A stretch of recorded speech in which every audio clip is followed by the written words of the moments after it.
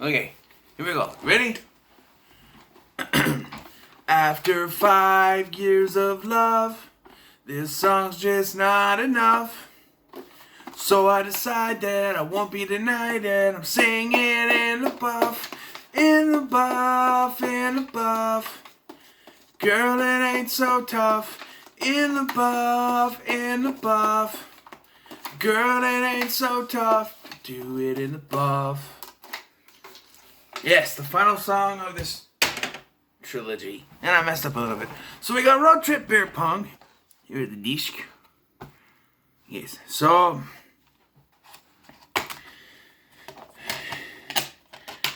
it's not a direct sequel by any means, but it is connected to the first one. And watching it this time, the plot makes less sense than the first one did.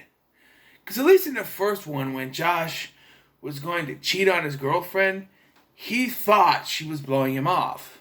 Here, Andy, our main character, leaves his girlfriend to pursue a girl that he almost did it with years earlier before his current girlfriend, Katie, and on their anniversary, no less, to do this. It just doesn't make any sense. So the story is that Andy and his friends, Corkin, Andy played by Preston Jones, and his friends, Corkin, played by Discount Ashton Kutcher, Michael Trotter, and what's his name, Jake, played by Nestor Aaron who played Farley in Manuel their freshman year, decide Andy tells his friends that he knows this beer pong model. And, they say bullshit, and he says he's going to prove it. And so he decides to finish what he started with this girl. Apparently, they had a fling that resulted in her injuring her leg. She had to be rushed to the hospital. They had to give her a new leg transplant. Now she's this big beer pong model. And he's a beer pong player. And so the story with Andy is that it's kind of similar to the two characters from the first film, only he and Katie only knew each other for 5 years. They've been together 5 years because of that song, After 5 Years of Love, and now they're in their sophomore year of college, and Katie is transferred to Ithaca. Yes, still takes place in Ithaca. And the story this time is narrated by Kyle instead of Barry. And yes, DJ Qualls returns to play Kyle. And you have the mom from the first one. Now her daughter is going to college. So, yeah. And so Kyle and the mom are the only two cast members that actually return. Everyone else is new. Which is cool, I guess. It's a decent cast. Katie is played by Juliana Gill, and I always find this such a strange casting. Because, so Juliana Gill plays Katie, who is the nice, sweet, down-home girl, the type you bring home to your parents' house. Nice girl, she comes from a farm, that kind of place, that kind of character. The same year, she played Bree in Friday the 13th remake, where she was the stupendous tits girl. Your tits are stupendous, baby. And she had a nude scene, and she was the total opposite of this character. Yeah, it's weird with acting how they can play one character one year and a totally different character in that same year. One character, totally different, same year. It's, wow. Andy's, the one that got away, so to speak, her name is Jenna. She's French. And, so he initially just does this to prove that they have a connection. Well, then after talking with her, he decides to meet up with her on the tour because they're going to the beer pong finals, and so in Georgia, I guess. And so They do that, but to do that, they need a sponsor. So they go to Arash, played by Danny Pudi from Community. Plays Abed, Community, and Arash Abed. And it turns out his father, who is the king of Tandur, was dethroned, and they are like attacked by GI people, and then waterboarded and cavity searched and all that stuff, and then left outside. He tries to explain this to Katie, and she kind of just throws him away because it was their anniversary, and he decided to go. Now, in defense of Andy a little bit here, he did just say and was only planning to go to talk to Arash and come back. But this got out of hand. Then they just decided to go on their road trip. During which, like, when this happened, Jake, who is the pothead, kind of the replacement for Paul Costanzo's character, he ate a whole bag of weed. Baggy intact, I guess, but he ate a whole bag of weed. And the whole story with him is he's got to shit it out. And there's this one scene where they go to a gas station with this girl that they pick up in this cab that they steal from somewhere. And it turns out she's not such a nice girl. She tries to rob the place. And there's one funny scene where he's on the toilet trying to take a shit. And, like, she robs the place. And he goes, shit, shit, shit. And he goes, stop pressuring me. I was like... But, yeah, and then as a result, they're on their own, hitchhiking down the road. And then they're found by a group of church girls. And one of them just so happens to be the daughter of the priest who founded, or the guy who founded Chastity Tell Marriage, which I find to be bullshit. I feel like the Chastity Tell Marriage thing happened centuries ago, like when the Bible became a thing. That dude had to be in his 80s, if not already dead, by the time this movie came out. I doubt he had a 20-something-year-old daughter. Granddaughter, great-granddaughter maybe, but for as long as I've been alive, Chastity Tell Marriage has existed, right? Over 30 years. So, yeah, I find that... Maybe they should say granddaughter. That would have made sense, but... So, Corkin... Well, I mentioned this discount Ashton Kutcher because he looks goddamn like Ashton Kutcher. The only problem here is like Nestor Absera or Jake and him, they have beards, but where Nestor Absera can kind of pull it off a little bit with Michael Trotter, he looks like 40 playing this character. He looks 40. But he's a discount Ashton Kutcher. It looks just like him. I swear to God, when I first watched this. So I watched this with a friend of mine. And I swore that was Ashton Kutcher, but it's not. It was really weird. But his goal is to have sex with this Chastity, this girl who's fathered. Which he does get, by the way. But during this, Arash,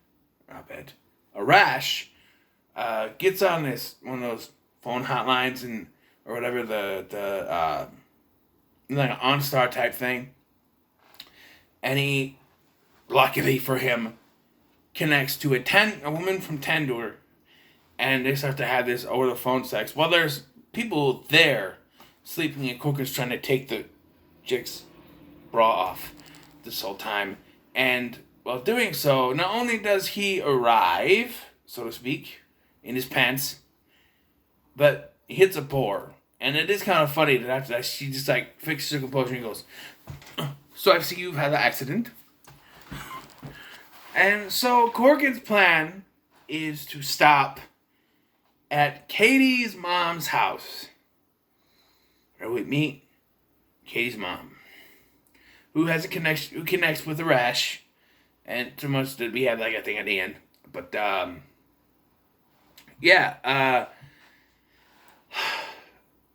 so yeah, it's another stop because we gotta pace ourselves with this, right? And this is where, you know, he beds the Chastity chick, and then like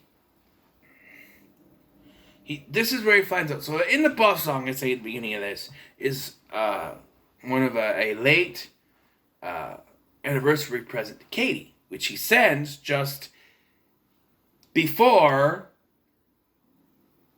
Eve realizes Katie is there, so it's going to get resent. But turns out Corkin put it on YouTube. So then this is where he finds it out. He gets mad at him. And then they get to this place where they were going. They meet up with Jenna. And they start to, get going. And he stops and says, no, I have a girlfriend. I can't do this. But before this, they did a live performance on the stage.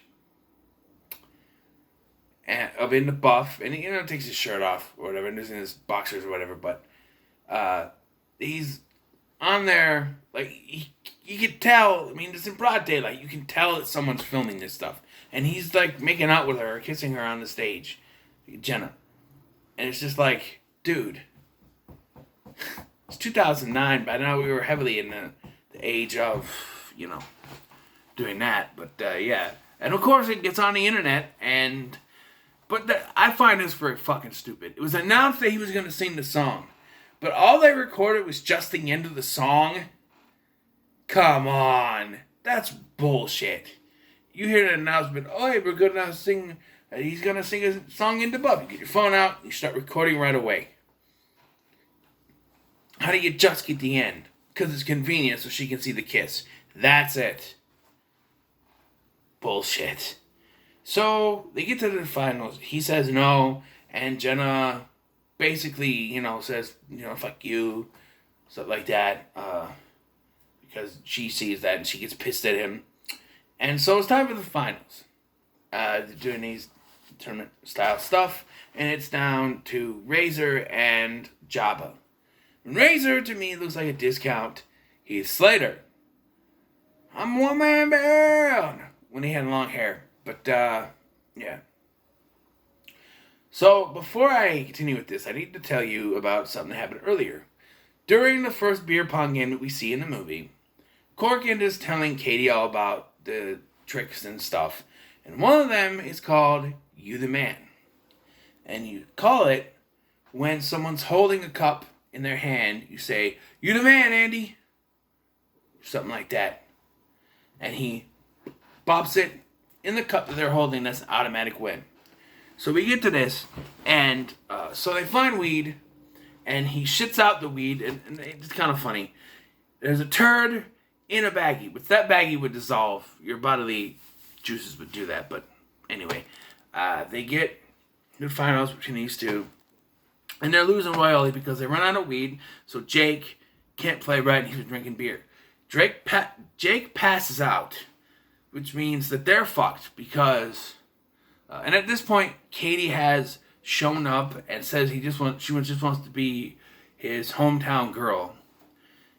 Because they talked about it, and basically she ran into Jenna, so she got there and basically confirmed that he didn't do anything. And then he confirmed it, and then, I'll be your hometown girl. And she's watching, because he didn't want her to leave. And so Jake passes out, and they say that if your partner can't play, you're going to be... That's it. You're disqualified. You're kicked out. You're done. You have to forfeit. There it is. You have to forfeit. This is followed by Katie taking her top off. She's in the bra. She comes up to Razor. She starts hanging out with him. And he's like... And he goes, I thought you were with him. And he goes, what can I say, Razor? You're the man. What did she say? She said, I'm the man. So he does that. Goes in. They automatically win. However, no. She just said, the lady just said, the official just said, if your partner cannot play, you have to forfeit. Jake was passed out. He couldn't play. Even if he did that, I still don't think it would count. But that's how they win. And I do like that that's how they win because it calls back to the beginning. You're the man. And so we get a follow-up here where we find out that Katie went back to her old college, transferred back, and she and Andy see each other on holidays and stuff like that, and funerals.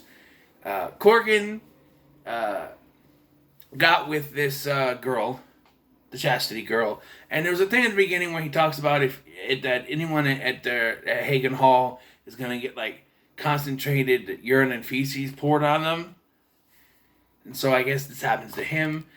Much like Paulo Costanzo's character from the first film, Jake is now a weed entrepreneur, and Abed hooked up with the lady on the phone service and brought him back to Katie's mom's house.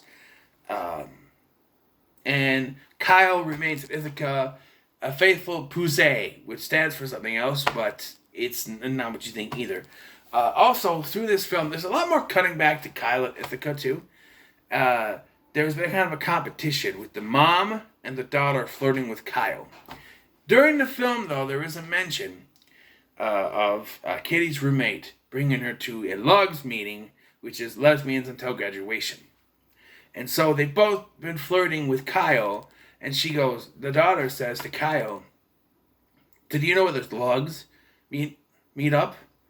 And, the whole thing she's been flirting is just so she can get information and keep the story going. So she's, But yeah, I thought this was pretty good. I'm going to give it 9 out of 10. I do like it better than the original. I like the characters and stuff. But, it's up there with Euro Trip for me. So it's 9 out of 10. So what are your thoughts on Road Trip Beer Pong? Let me know in the comments below. Make sure to like, share, and subscribe. Thank you for watching. I've been Scotty, and I'll see you in the next one. Need more time.